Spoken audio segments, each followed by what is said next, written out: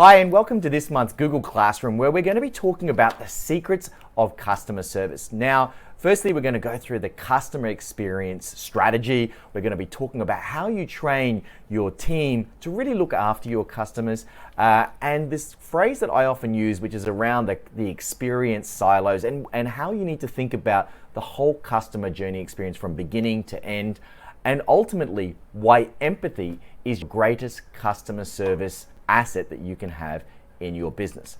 So when we talk about experience strategies, the first thing that we really need to focus on is really knowing your client. And how do we do that? Well, the simple answer is you just need to ask a lot of questions and ultimately be super curious. For me, I'm a naturally curious person. So I generally just ask a lot of questions, but you need to do it in a way that doesn't come across as being creepy, where you're just reading down a list of, so what school do your kids go to? What are your favorite hobbies? What restaurant do you go?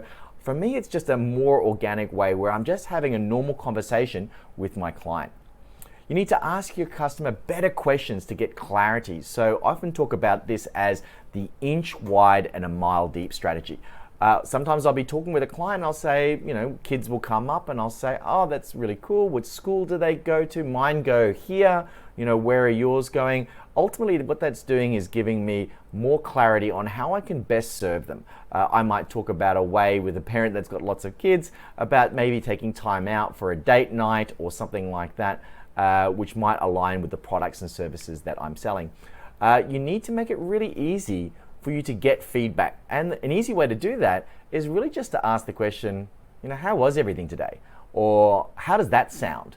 All of these points actually make it easy for the client to really volunteer the things that maybe they wouldn't say unless you asked. So when we talk about experience silos, what do I really mean by that?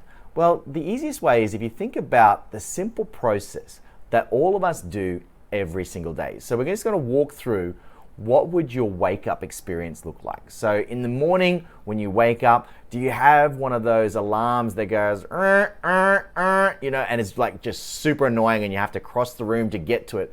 Or do you have this phone that has this beautiful like wind chimes that gently wakes you out of your slumber for you to start the day?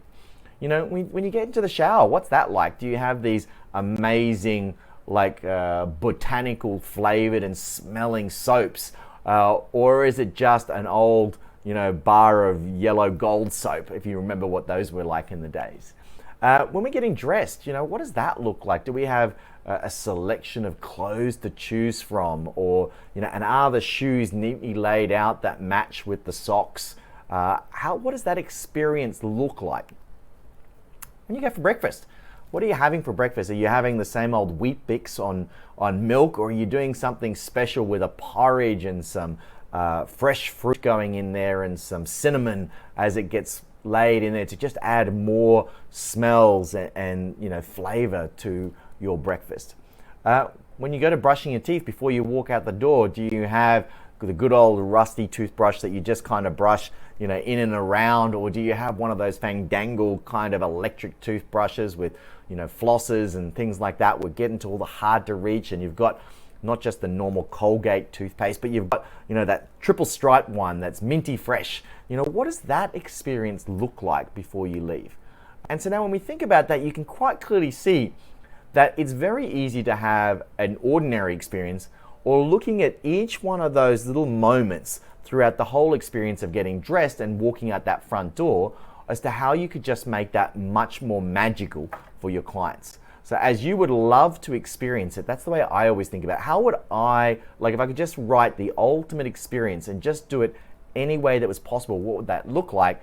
That's what you have to do for your clients. So walk through your business as if you're a client, not the business owner, not the marketing or sales professional that you might be. Walk through your business with fresh, clean eyes, imagining that you're a client seeing it for the first time, and look to optimize each one of those touch points in that customer journey experience. And I guarantee if you do that, the client will just be totally wowed by the time they come to the end. Thanks for tuning in for part 3 of the secrets of customer service. Make sure you stay tuned for the regular videos that we'll be posting around customer journey experiences and Google reviews.